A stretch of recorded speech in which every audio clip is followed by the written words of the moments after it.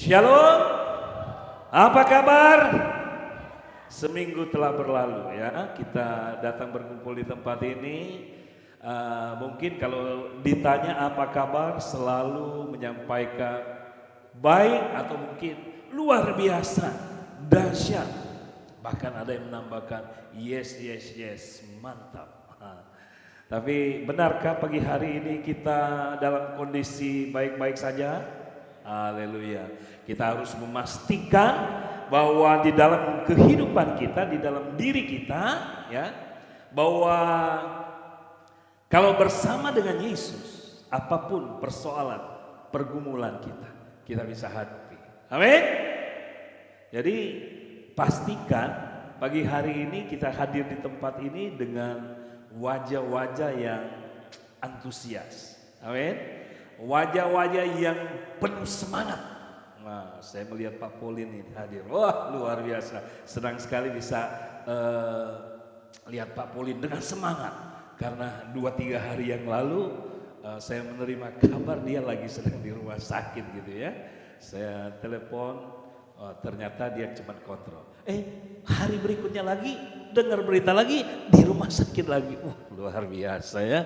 Tapi hari ini kita bukan hanya mendengar, tapi menyaksikan Pak Polin ada di tempat ini ya. Ini menunjukkan bahwa Allah kita luar biasa, amin.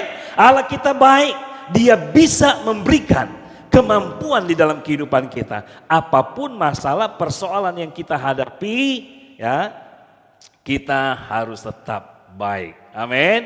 Kita harus tetap mengatakan bahwa rencana Allah itu dahsyat dan luar biasa, amin. Walaupun mata kita melihat itu tidak baik, walaupun kondisi kita tidak baik, pujian tadi bilang begitu kan, kita sudah sampaikan, tetapi rencana Tuhan tetap baik bagi kita, amin. Karena kalau saya memperhatikan, memang semua itu akan baik-baik ketika kita percaya Yesus, bahwa Yesus selalu bersama dengan kita, amin. Dan yang berikutnya, kita memiliki pikiran yang benar ya. Makanya pagi hari ini Bapak Ibu Saudara ya, kita mau berbicara tentang mengubah cara berpikir. Mengubah cara berpikir. Bapak Ibu Saudara yang saya kasih dalam Yesus Kristus. Kalau kita berbicara tentang pikiran kita atau pola pikir, setiap pribadi, setiap orang itu berbeda-beda ya. Namun kalau kita melihat kembali ke belakang, sebelum mungkin kita berkumpul di tempat ini, sebelum kita percaya kepada Tuhan Yesus, pikiran kita dikuasai oleh pikiran-pikiran yang tidak baik. Ya, pikiran-pikiran yang sia-sia kata firman Tuhan. Pikiran yang tidak membawa sebuah berkat di dalam kehidupan kita, tetapi membawa sebuah kehancuran dalam kehidupan manusia.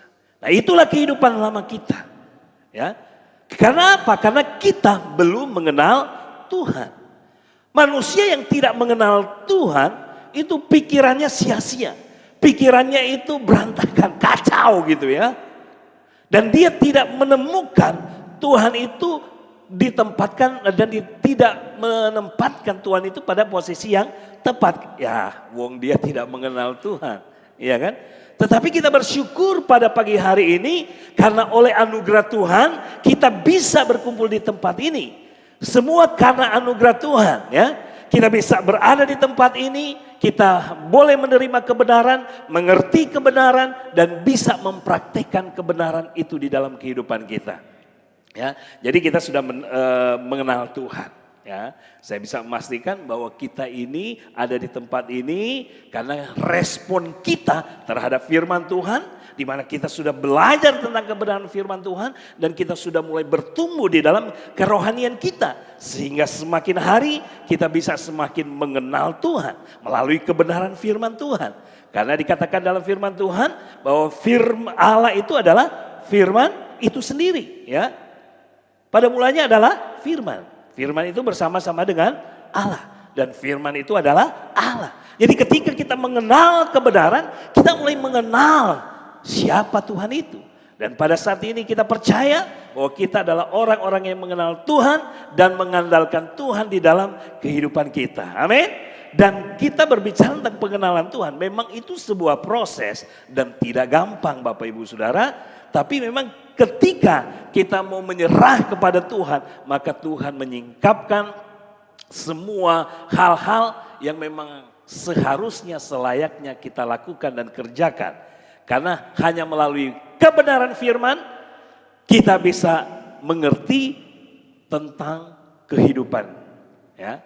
Ketika kita mengenal firman, mengetahui firman, maka kita bisa tahu, oh kehidupan saya harus begini.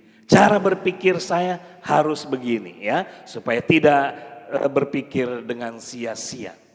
Nah ini yang kita mau pelajari pagi hari ini ya Bapak Ibu Saudara. Bagaimana kita mengenal Tuhan sehingga kita bisa berpikir yang baik. Kalau ada pikiran yang sia-sia kata firman Tuhan, kita rubah. Pagi hari ini siap kita mengubah pikiran kita. Amin. Siap berubah pikirannya? Dari pikiran yang sia-sia menjadi pikiran yang baik. Bapak Ibu Saudara ya. Kita mau baca firman Tuhan dulu. Dikatakan di dalam kitab Efesus. Ya.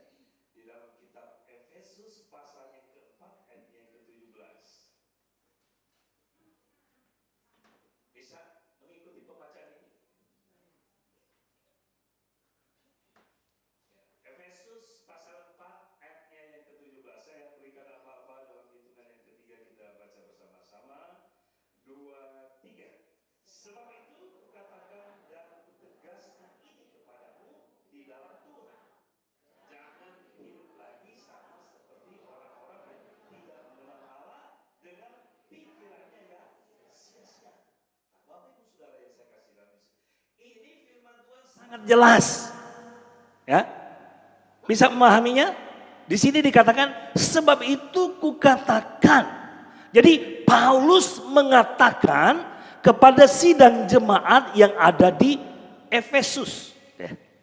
Dikatakan sebab itu kukatakan dan kutegaskan kepadamu.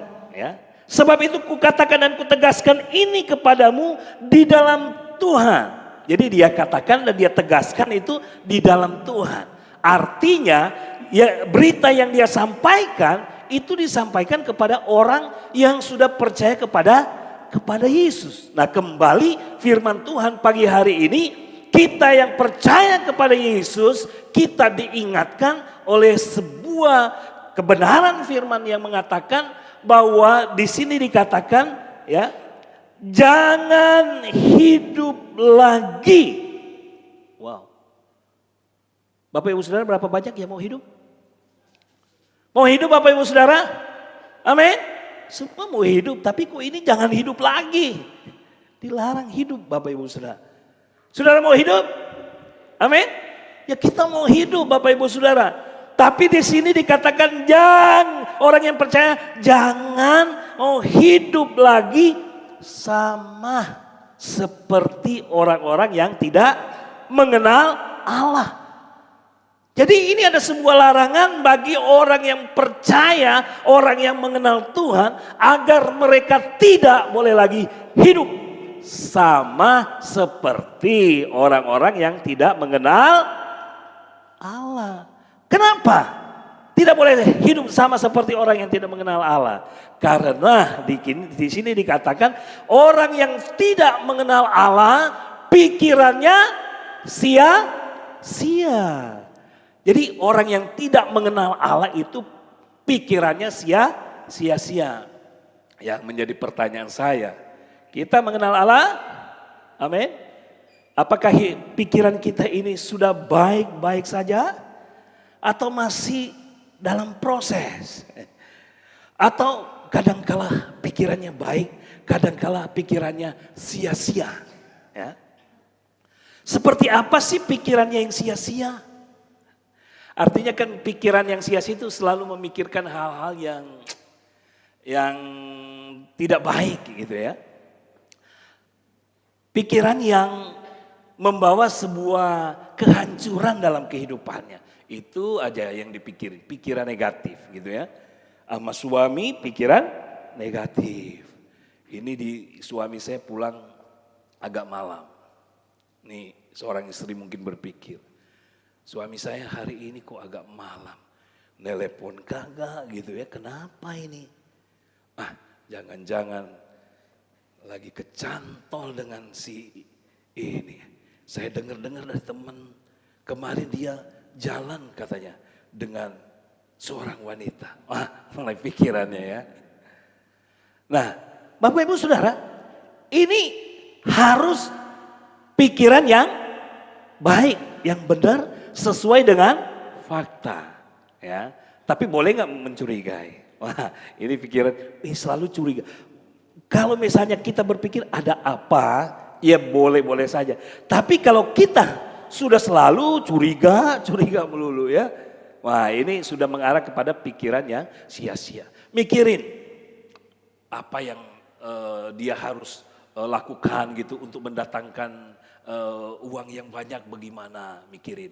Kata orang kalau ke Gunung Kawi bisa menghasilkan uang yang banyak gitu ya. Udah dipikirin bagaimana caranya gitu kan. Saya mau ke Gunung Kawi katanya kan. Terus udah di sana katanya dipikir, pokoknya kalau duduk di bawah pohon ini, kalau kejatuhan daun, waduh bisa dapat harta yang berlimpah. Waduh, akhirnya dipikirin terus. Waduh, kapan saya bisa ke Gunung Kawi ya? Mikirin perkara-perkara yang sia-sia gitu ya. Karena kita percaya sebagai orang yang percaya kepada Tuhan, berkat itu datang dari Tuhan. Lakukan tugas dan pekerjaan kita, maka Tuhan memberkati pekerjaan dan tugas kita. Kita mau bermalas-malas, mau cari gampang ya. Wah, itu main judi aja gitu ya. Dipikirin gimana ya kalau main judi yang baik dan benar. Dipikirin bagaimana menyusun kartunya gitu ya. Itu terus pikiran yang sia-sia. Atau dia pikir, kayaknya saya harus pergi ke dukun ini, katanya dukun yang di tempat ini top chair gitu kan. Ada banyak orang datang. Akhirnya dipikirin bagaimana supaya dia bisa berjumpa dengan dukun. Banyak orang yang kecelek katanya. Dibohongin sama dukun. Bahkan ada wanita-wanita mempercantik diri, dia ke dukun katanya. Nah ini Bapak Ibu Saudara ya. Kita harus berpikir yang realistis. Berpikir sesuai dengan kapasitas iman kita kepada Tuhan. Tuhan akan memberikan sebuah kebenaran yang akan menuntun kehidupan kita. Makanya kita harus renungkan firman. Amin. Nah, jadi kita jangan sampai kita hidup dalam kesia-siaan ya, dengan pikiran yang sia-sia. Karena Tuhan tidak menghendaki kita hidup dalam pikiran yang sia-sia. Kita harus mengalami sebuah perubahan dalam kehidupan kita. Nah, Bapak Ibu Saudara yang saya kasih dalam Yesus Kristus, mengapa kita berbicara tentang mengubah cara berpikir itu menjadi sebuah hal yang begitu penting di dalam kehidupan setiap orang percaya. Nah Bapak Ibu Saudara, setidaknya ada 3 hal yang ingin saya bahas pada pagi hari ini. Mengapa kita bicara tentang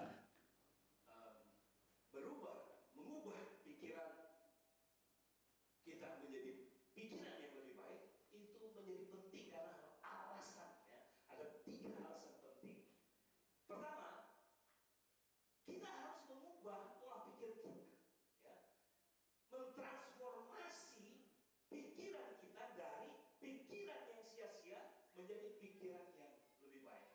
Karena 3 alasan penting. Pertama, berpikir baik itu menciptakan landasan untuk hasil yang baik. Atau maksudnya menciptakan sebuah dasar untuk kita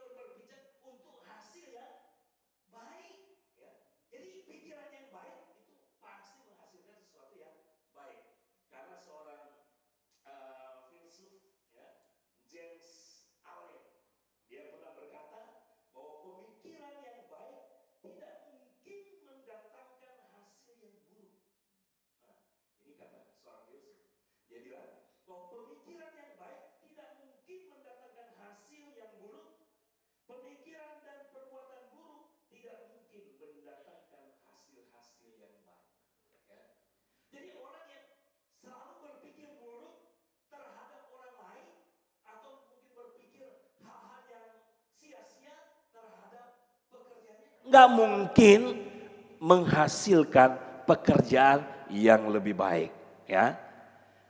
Jadi kita harus berpikir secara realistis dan kita harus hubungkan apa yang kita pikirkan itu dengan iman percaya kita. Karena bagi Tuhan tidak ada yang mustahil.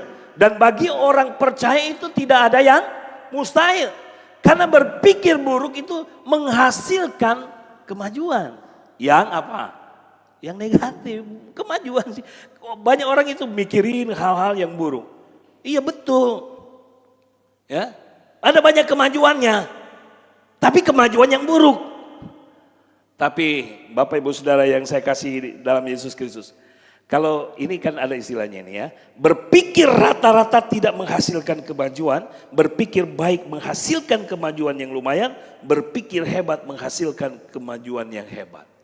Ya. Jadi mari Bapak Ibu Saudara kita mau berpikir secara positif.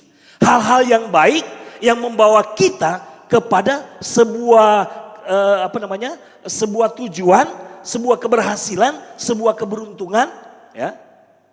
Di mana hasil yang kita capai didasari dengan dasar yang baik. Karena kita memikirkan hal-hal yang baik. Bagaimana kita membangun usaha kita, ya.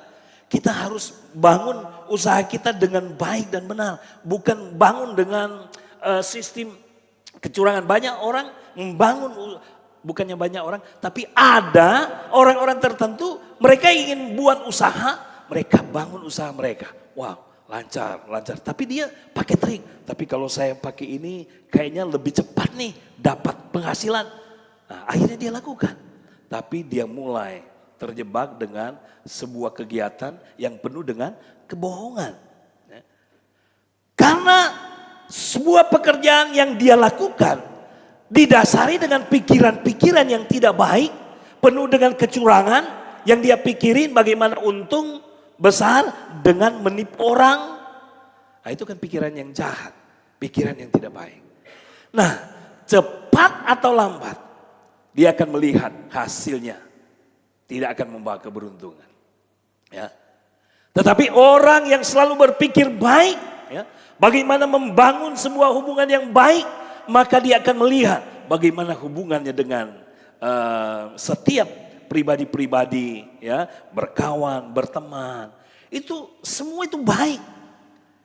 Ya, dia akan disukai karena dia selalu berbicara dengan baik. Dengan didasari dengan pikiran yang sehat, pikiran yang baik tentu ya. Jadi Bapak Ibu Saudara, dikatakan juga James Allen ini, dia katakan bahwa Anda akan sekecil apa keinginan Anda dan sebesar apa pemikiran Anda. Jadi memang kalau dari sebuah ungkapan di sini juga kita berpikir, ini pikiran itu sangat dibutuhkan untuk kita bisa mencapai sebuah hasil yang kita inginkan, sebuah hasil yang kita rindukan. Pernah nggak ada orang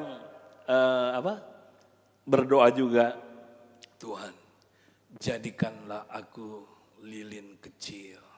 Nah Bapak Ibu Saudara, memang sih dia rendah hati. Jadikan aku lilin kecil yang bisa menerangi kegelapan di sekitarnya. Nah kita sebagai orang yang percaya, kita harus berpikir besar. Ya. Kalau bisa kita, Tuhan jadikan aku seperti matahari yang bisa menerangi dunia. Amin. Karena kalau kita cuma bilang jadikan aku lilin kecil, ya udah jadi seperti apa yang kita mau. Memang jadi sih. Tetapi kalau doa kita besar, itu dampaknya lebih besar. Amin. Jangan kita bilang, waduh Tuhan, aku di sana, cukup di sana saja. Jadi kita doakan, Tuhan pakai aku cukup di dasar. Tuhan mau pakai kita kemana saja kita pergi dan berada. Amin. Kita mau dipakai untuk menjangkau dunia. Tapi mari kita rubah pola pikir kita. Kita harus melihat bahwa kita punya Tuhan yang besar. Kita punya Allah yang dahsyat dan luar biasa. Karena ingat Bapak Ibu Saudara, kualitas cara berpikir orang itulah yang akan menuntun kepada kualitas dari hasil-hasilnya. Saudara ingat tentang peristiwa Musa mengutus mengutus ke-12 pengintai, ya. Mereka diutus oleh Musa 12 pengintai untuk lihat tanah perjanjian. Kemudian yang 10 datang, mereka ceritakan tentang apa yang terjadi. Memang benar Bapak Ibu Saudara, apa yang mereka lihat itu benar, bukan bohong gitu kan. Tetapi mereka mengungkapkan isi hati mereka, pengalaman mereka, dan mereka itu menyimpulkan sesuatu yang negatif. Mereka memang betul di sana makmur gitu kan. Kemakmuran terjadi di sana, ya. Tumbuh-tumbuhan, tumbuh subur, buah-buahan luar biasa, ya. Mereka bawa hasilnya. Mereka membawa berita negatif disampaikan kepada bangsa Israel. Mereka bilang, di sana ada orang-orang raksasa. Dan ketika kami melihat diri kami melihat diri kami sangat kecil gitu ya. Dan dia bilang bahwa kita tidak akan bisa menang terhadap mereka. Ini saya bacakan atau kita baca bersama-sama. Bisa kelihatan? 2, 3. Kemudian Kaleb mencoba menenangkan hati bangsa itu di hadapan Musa. Katanya, tidak, kita akan maju dan menduduki negeri itu sebab kita pasti akan mengalahkannya. Tetapi orang-orang yang pergi ke sana bersama-sama dengan dia berkata, kita tidak dapat maju menyerang bangsa itu karena mereka lebih kuat daripada kita. Ya. Jadi ketika mereka melihat tentang kondisi yang ada, mereka menyimpulkan kita tidak bisa, kita tidak kuat menghadapi mereka karena mereka begitu kuat. Tapi 2 orang yang penuh iman yang luar biasa, mereka berpikir baik, ya. Pikirannya positif. Dan ketika mereka lihat masalah, mereka lihat bahwa di dalam diri mereka ada Allah yang luar biasa dahsyat. Amin. Sehingga mereka katakan, tidak, kita akan mengalahkan mereka. Nah, adakah iman itu di dalam kehidupan kita seperti itu? Di mana iman itu dilandasi juga dengan pikiran yang positif. Kita tetap melihat firman Tuhan adalah dasar, landasan kita berpikir. Ya, firman Tuhan bilang bahwa tidak ada yang mustahil bagi Allah dan tidak ada yang mustahil bagi orang percaya. Kita orang percaya kepada Yesus, kita akan mengalami hal-hal yang mustahil menjadi tidak mustahil. Amin. Jadi kita lihat dalam diri kita. Ya, kita harus, ini beberapa hari yang lalu juga, ini di bagian perut kanan saya agak suka ngelitik gitu. Oh, dalam hati. Dalam nama Yesus di sini. Pindah lagi di sini. Dalam nama Yesus. Jadi dalam nama Yesus sembuh. Sembuh. Ya, saya percaya kesembuhan terjadi. Amin. Dan memang hari ini enggak berasa seperti waktu yang beberapa hari yang lalu. Karena apa? Tuhan memberikan kuasa di dalam kehidupan kita. Otoritas telah diberikannya kepada kita. Bulan lalu kita berbicara itu. Amin. Jadi ada otoritas yang ada di dalam kehidupan kita. Dan kita bisa menggunakan otoritas itu karena kita berpikir baik. Berpikir positif. Amin. Nah Bapak Ibu Saudara, jangan berharap Bapak Ibu Saudara akan menuai anggur jika kita menabur yang lain. Karena kapanpun tidak akan menuai, ya. Jadi maksudnya kita tidak bisa mengharapkan menuai sesuatu yang kita inginkan ya. Sementara kita menabur apa yang tidak kita inginkan. Kita menabur atau kita menanam anggur, ya. Kita menabur atau menanam buah durian misalnya kan. Tetapi kita mengharapkan menuai anggur. Bisa nggak kira-kira Bapak Ibu Saudara? Ya nggak bisa. Apa yang kita tabur itu yang kita tuai. Ya kalau kita nanam durian ya kita akan menuai durian. Kalau kita nanam anggur kita akan menuai anggur. Kita nanam durian kita bisa makan anggur. Bisa? Bisa, belinya di pasar. Betul ya? Tapi kan beda di sini. Nanam durian mau ingin nuai anggur nggak bisa. Kalau mau nanam durian kita akan menuai hasilnya durian. Kalau ingin menuai anggur ya tanamlah anggur. Kalau ingin makan durian dan anggur berkunjunglah ke pasar begitu ya, di sana ada mungkin. Kalau musimnya ya. Jadi Bapak Ibu Saudara, mari kita mau perhatikan firman Tuhan ini ya. Hal yang kedua Bapak Ibu Saudara yang ingin kita lihat, mengapa berpikir baik itu menjadi penting di dalam kehidupan kita. Selain merupakan dasar dari apa yang akan kita tuai atau dari apa yang akan kita hasilkan, ya. Maka hal yang kedua berpikir baik itu meningkatkan potensi. Jadi orang yang selalu berpikir baik, dia itu akan mengalami sebuah peningkatan dalam potensi atau dalam kemampuan. Karena apa dikatakan di dalam firman Tuhan? Ya, di dalam kitab Amsal 23 ayat 7, ayat 7a. Oke, kita baca bersama-sama. 2, 3. Sebab seperti orang yang membuat perhitungan dalam dirinya sendiri, demikianlah ia. Nah, jadi begini. Apa yang saya pikirkan, dikatakan, ya demikianlah saya.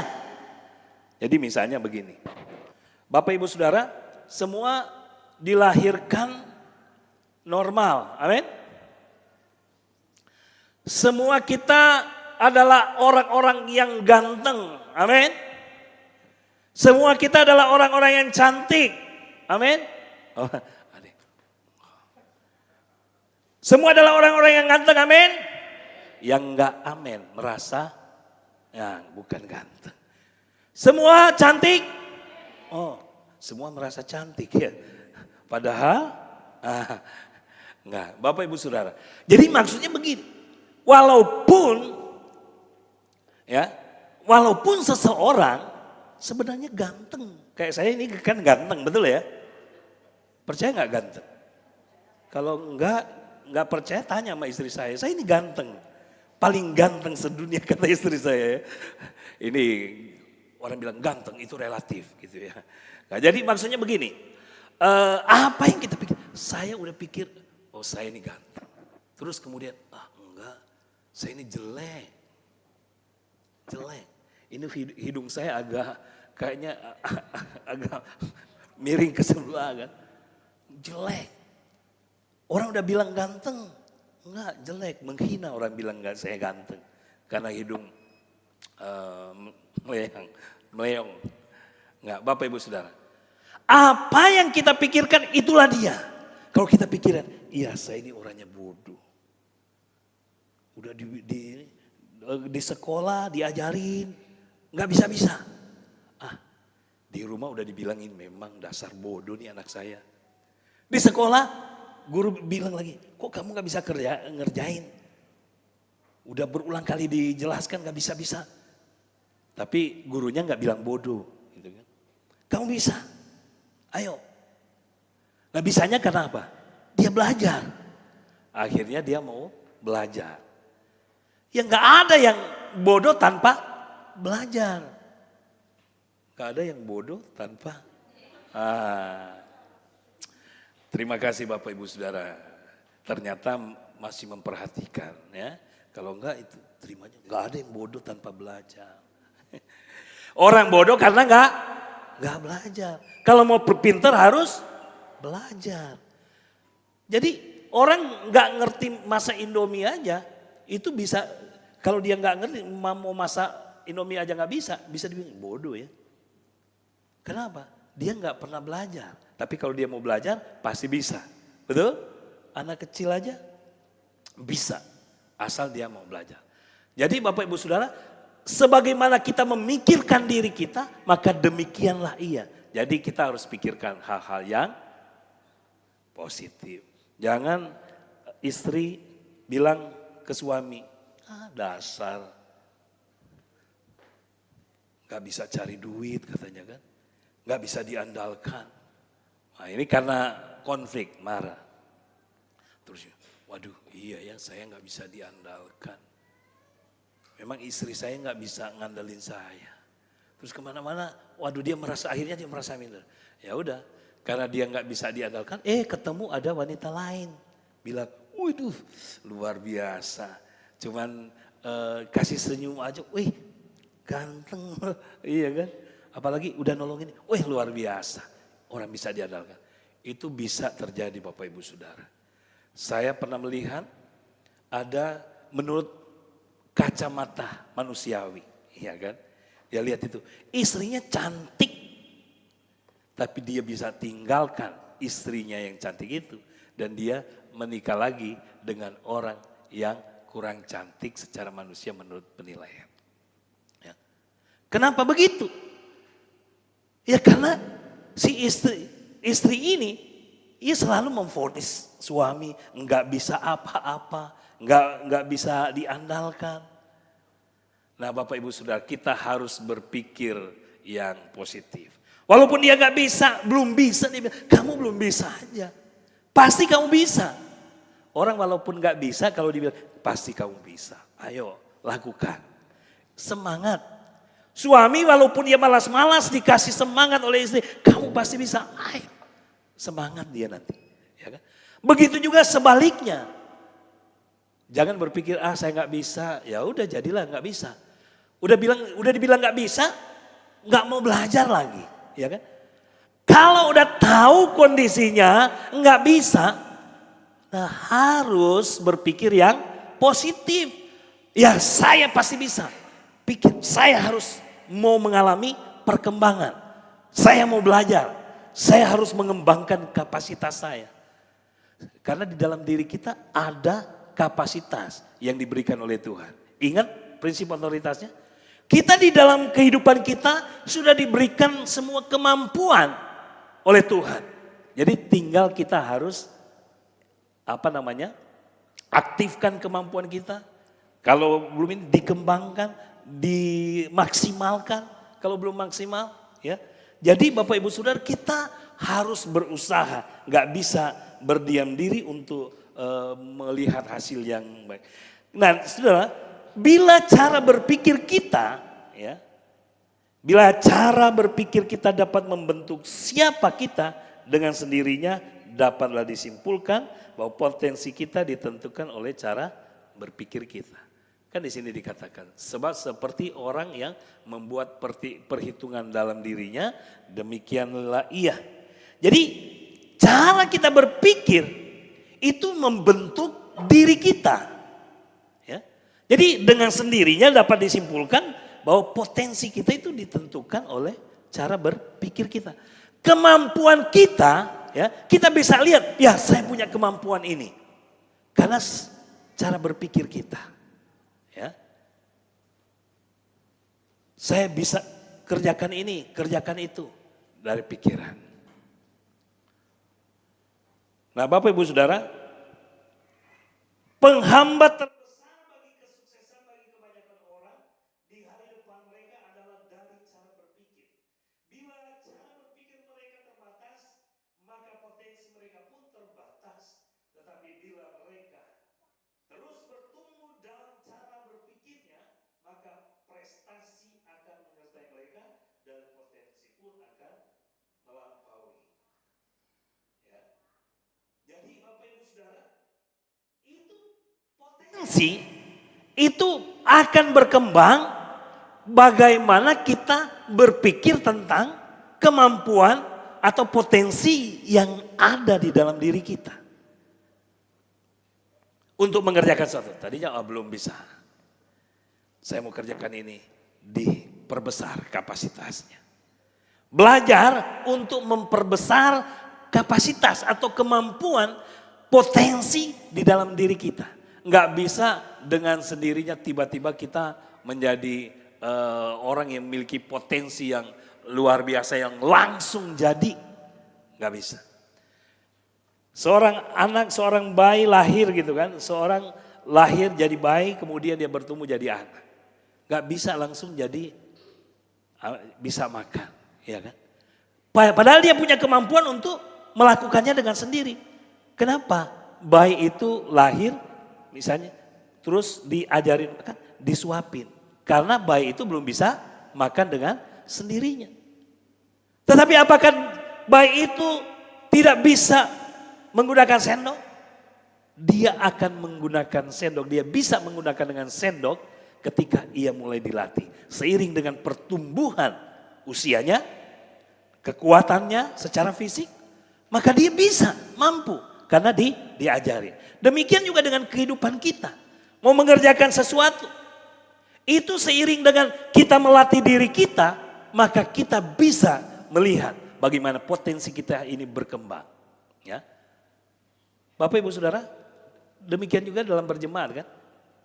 Itu mau doa aja kalau nggak belajar, potensi kita bisa nggak muncul. Berdoa. Disuruh doa, yuk doa. Nggak bisa. Doa ya, nggak bisa, saya nggak bisa ngomong. Ini baru ngomong, nggak bisa ngomong katanya. Iya kan? Kalau dilatih pasti bisa.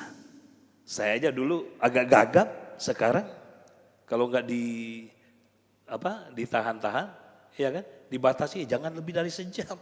Pinginnya bicara terus kan? Padahal dulu disuruh ini takut-takut nggak bisa gitu ya. Nah Bapak Ibu Saudara dilatih dan membiasakan diri. Jadi pikiran yang baik itu memang harus dibiasakan. Jadi kebiasaan di dalam kehidupan kita menjadi sebuah gaya hidup kita untuk berpikir baik. Sehingga kita boleh mencapai hasil yang lebih baik. Karena kalau kita tidak membiasakan diri untuk berpikir baik, maka kita hanya berpikir hal-hal yang sia-sia yang membawa kehidupan kita dalam sebuah kehancuran. Nah, saudara, di dalam kitab Amsal, ini kok tadi ya? Nah, ini dia. Mazmur pasalnya yang ke-23.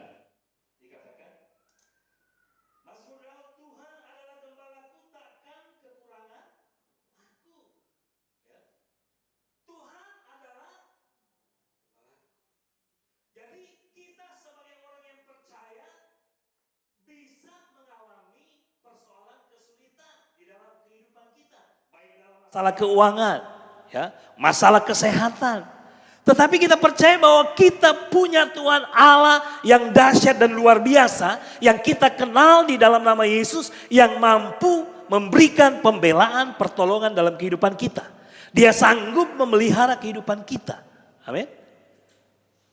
Ada seorang ibu berkata kepada saya bahwa telah ditinggal oleh suaminya sekian lama.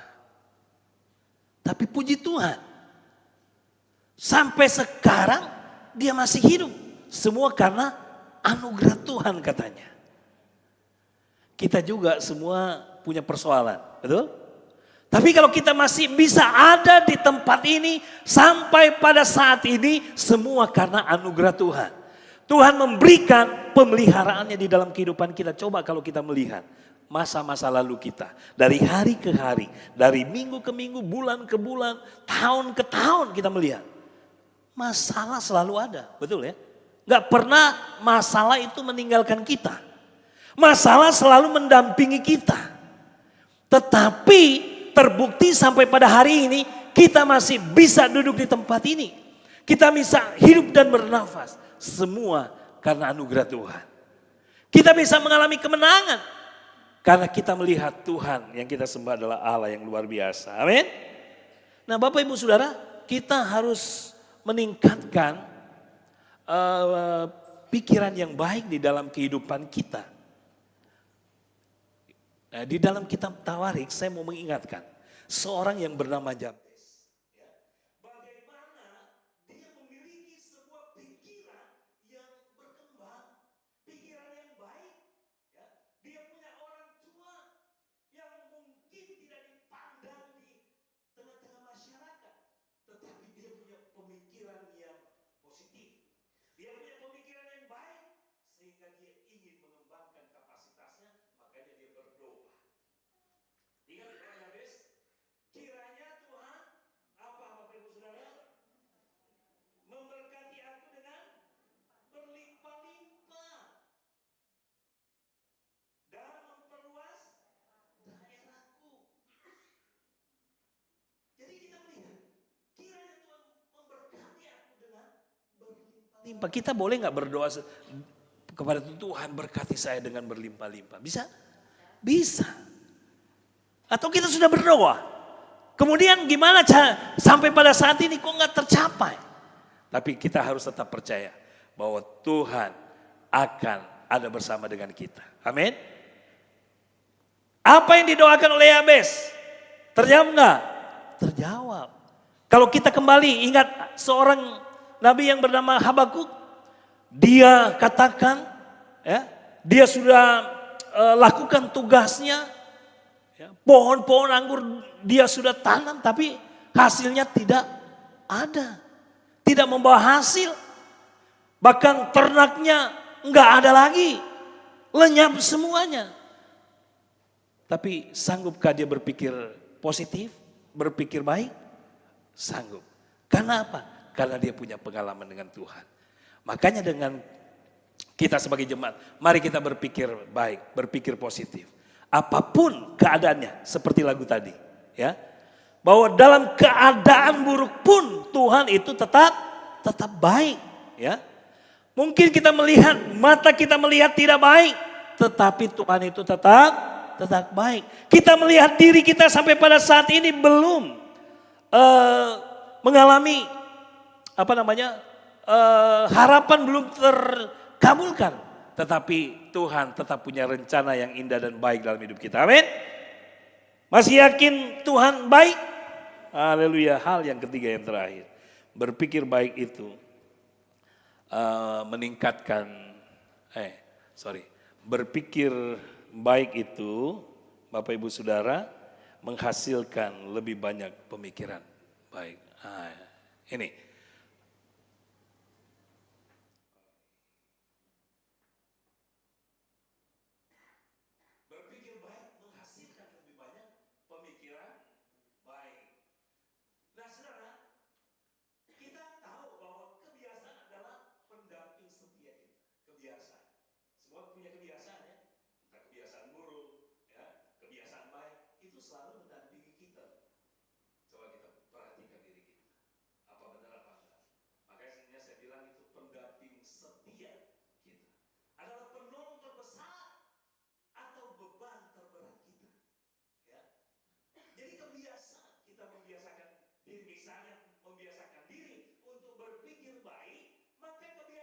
Itu akan selalu ada dalam hidup kita. Orang bermaksud jahat kepada kita, kita tetap berpikir baik tentang orang itu, ya kan? Kita melihat situasi, kondisi itu kurang baik, kita selalu berpikir bahwa pasti di balik semua yang tidak baik ini, pasti ada rencana Tuhan yang baik untuk kita. Amin. Itu kita berpikir yang positif. Dan itu selalu ada di dalam kehidupan kita yang akan menolong kita. Tetapi kalau kita selalu berpikir sesuatu yang buruk, itu juga akan mendampingi kita terus menerus dalam sepanjang perjalanan hidup kita. Kalau kita setiap hari mikirin istri kita ini, waduh ini nggak bisa nggak bisa seperti saya katakan tadi, nggak bisa diandalkan, atau suami nggak bisa diandalkan. Kita akan melihat hidup kita itu akan dikuasai dengan hal-hal yang sia-sia. Karena kebiasaan itu akan menolong kita maju atau menyerah. Kita gagal, dikatakan di situ ya. Jadi kebiasaan akan mendorong kita maju atau menyeret kita gagal. Karena hal ini akan sepenuhnya tunduk kepada perintah kita. Kembali lagi Bapak Ibu Saudara, itu mau pikiran baik, mau pikiran buruk, semua itu kembali lagi di dalam kehidupan kita. Karena semua berada di dalam otoritas perintah kita. Kalau ada pikiran-pikiran buruk, kita katakan, pikiran buruk aku perintahkan keluar dalam nama Yesus. Itu nyingkir, betul ya. Tapi kalau pikiran buruk itu dipelihara, maka itu akan membawa pengaruh dampak yang buruk. Nah, Bapak Ibu Saudara, kemarin saya menyaksikan ada seorang anak ya, wanita ya, cuma dia sudah menikah. Nah, dia lapor untuk memenjarakan ibunya. Wah, itu lagi rame kayaknya itu. Saya dengar, waduh, ini anak sepertinya mungkin karena sakit hati gitu ya. Karena warisan mungkin tidak sama ya, selalu diremehkan oleh adik kakaknya atau saudara-saudaranya, dia diabaikan, akhirnya muncul akar kepahitan sampai dia mau memenjarakan ibu kandungnya sendiri. Itu lagi viral di berita. Kenapa dia bisa begitu? Karena pikirannya sudah dikuasai dengan hal buruk. Entah ada yang mempengaruhi, tapi yang pasti pikirannya itu dia pelihara dengan hal-hal yang buruk. Nah, bagaimana supaya kita bisa menghasilkan hal-hal yang baik di dalam kehidupan kita, Bapak Ibu Saudara? Dikatakan kan Matius 15 ayat 9. Karena dari hati timbul segala pikiran jahat. Pembunuhan, perzinahan, percabulan, pencurian, sumpah palsu dan hujat. Itu dari dalam hati itu semua muncul. Pikiran, saya mau ngebunuh ini, ya, saya mau menjarain ibu saya. Itu dari dalam hati. Ya. Terus saya mau berbuat cabul, mau berzina, ya. Saya mau nyuri, itu semua dari dalam hati. Karena ingin memenuhi hasrat hatinya. Ya. Oleh karena itu mari kita mau melatih diri dengan berpikir baik atau positif. Ya. Jangan Bapak Ibu Saudara kita bersikap toleran terhadap kebiasaan berpikir negatif, sebab itu dapat menghancurkan kita. Nah, semakin kita sering berpikir baik, semakin banyaklah pemikiran baik yang akan muncul. Mari kita berpikir hal-hal yang baik. Amin. Karena Bapak Ibu Saudara, di dalam firman Tuhan juga dikatakan dalam kitab Mazmur ya. Mazmur 119 ayat 11 aja. Dalam hatiku aku menyimpan janjimu. Maka hati kita harus dipenuhi dengan firman. Kalau hati kita dipenuhi dengan firman, maka hal-hal yang jahat, hal-hal yang buruk yang ada di dalam hati kita itu nyingkir. Amin. Karena itu dikatakan dalam Yakobus 1:21, dia katakan, sebab itu buanglah segala sesuatu yang kotor dan kejahatan yang begitu banyak itu. Ya. Ada banyak kejahatan yang kotor di dalam hati